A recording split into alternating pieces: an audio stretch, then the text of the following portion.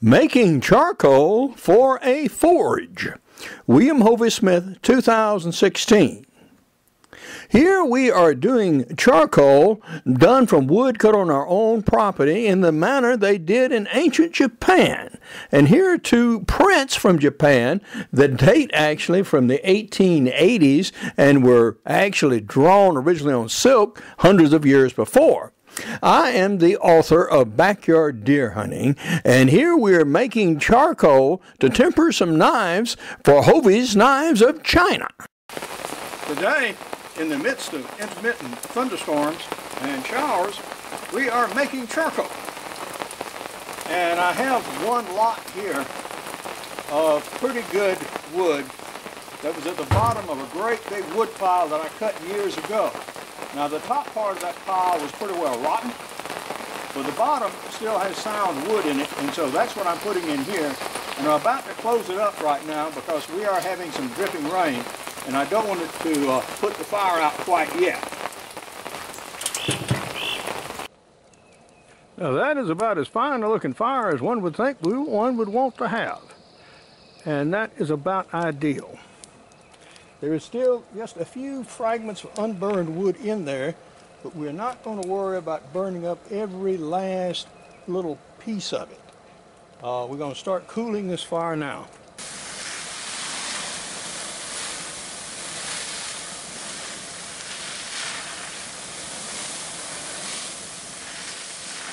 And you see it takes a lot to put this fire.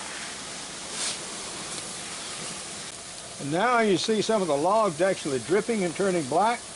That guy is charcoal.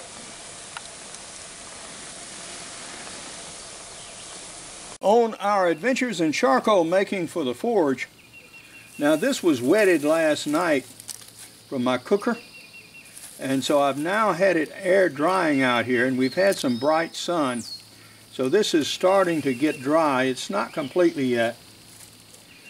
And I have the tray here, the very bottom, which has a lot of ash in it. So I'm going to take this off and put in this pan and let it continue to dry. And then put this other on it and let it get started.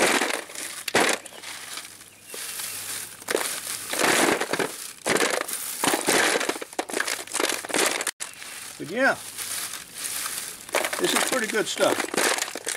We did recover some more useful charcoal from the bottom tray. This is ash, obviously, and it'll get dumped out and this tray washed out completely. This put inside to dry more, and when we get some good hot weather, we'll finish its drying. In the meantime, I have this open pile in the yard burning. Now this contains a lot of big pieces of wood that were exposed and were just too rotten to have in all. Some of them had no sound wood in them at all, and you'll see that. I'll bust one up for you. And these are just being burned, and I'll salvage a little charcoal from here, not much. But mainly, this gets this big pile of stuff out of my yard. Well, here I am, obviously, at this larger pile. You see the size of some of these rounds. I mean, these were really bothersome to move when I cut that tree. But now, there's almost nothing to them.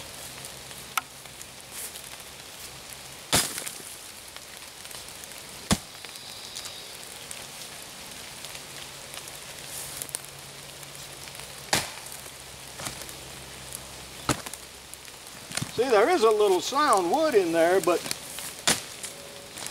not very much at all. Our rainy day charcoal making is just about done.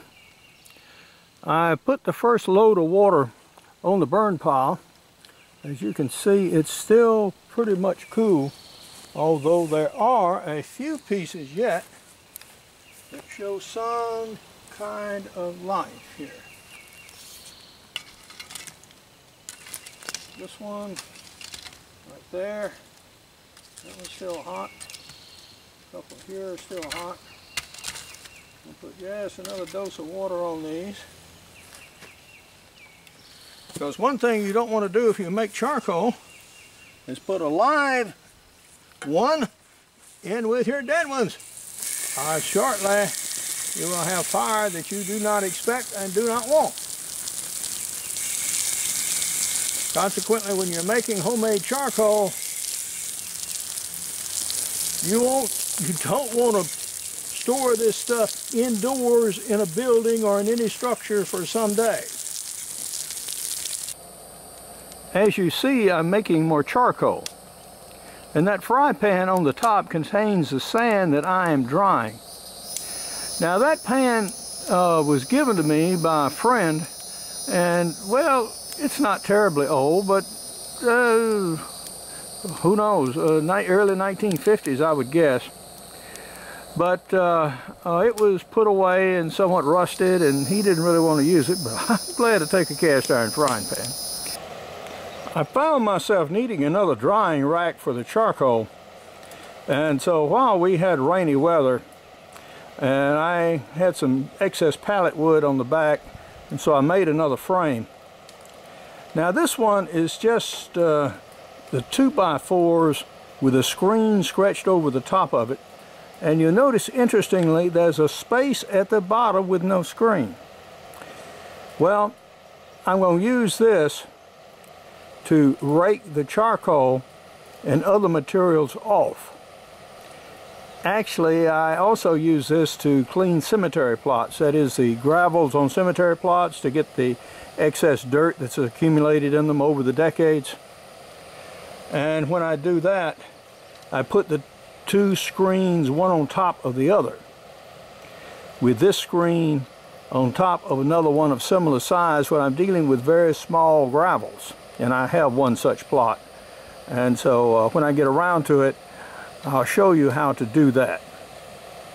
But we had one difficulty, and that is I didn't have a paintbrush, and I didn't want to go into town and spend half an hour just to get a paintbrush. Well, guess what I did have? I had one of these. Yeah. That's a brush that goes on your vacuum cleaner. Now, paintbrush. And since I was using acrylic paint, it cleaned up middling well. You know, the fibers are just fine. And there's a little splatter on the plastic here that didn't want to wash off easily. I could have brushed it off with a brush, with a steel brush or something like that, but I'm not going to bother. Now, if my wife Tressa was still around, yeah, I probably would, but not right now. Well, our sand in that fry pan is certainly dry enough to take off, but you don't grab that frying pan by the handle, not unless you want third-degree burns instantly. And we're going to take it off and just put it on top of the forge and let it stay there until it's thoroughly cool. Since I have some excess heat, I have that pan of already made charcoal up on the top, and it's just drying to drive off any excess moisture before I put it in the sack. My yard fire of excess wood is slow getting going this morning because everything is so saturated, but I finally got it started, so now I can add on and just let this burn down for as much as it will. And when the rain comes, I'll just let it put it out and salvage what charcoal is made. Here is the first lot of dried charcoal ready to go on the forge and do some good. Now the frying pan turned out just fine. It didn't have any severe pits. The sand was rubbed into it and that removed the light surface rust. So I thought it was ready to cook its first meal, and in fact did. And here you have it. Here's some eggs that were fried over hard very, very easily without any sticking at all. No problems. Now, I am the author of Backyard Deer Hunting, and we have chapters on knives in this book, as well as the remainder of mine, like extreme muzzleloading, as well as practical bow fishing and crossbow hunting. I'm also the author of a new series of business books under the Profit brand. Among these are ideas for new businesses, how to start your own million or billion-dollar business, and here is a blurb about me, about what I do, and my businesses. The newest of these is Hovey's Knives of China. And I have a Kickstarter project ongoing right now where you can actually make advance orders for knives as well as blanks. Now, these old paper prints were given to me by Murray Carter, who was given a 7th-generation Japanese blade-making company and apprenticed there for something like 6 years. Now, if you want one of these prints in a shop, and if I get enough demand, yeah, I'll run off some and have them printed up on canvas. So let me know about that. Hunt what you eat and eat what you hunt. Goodbye, and God bless.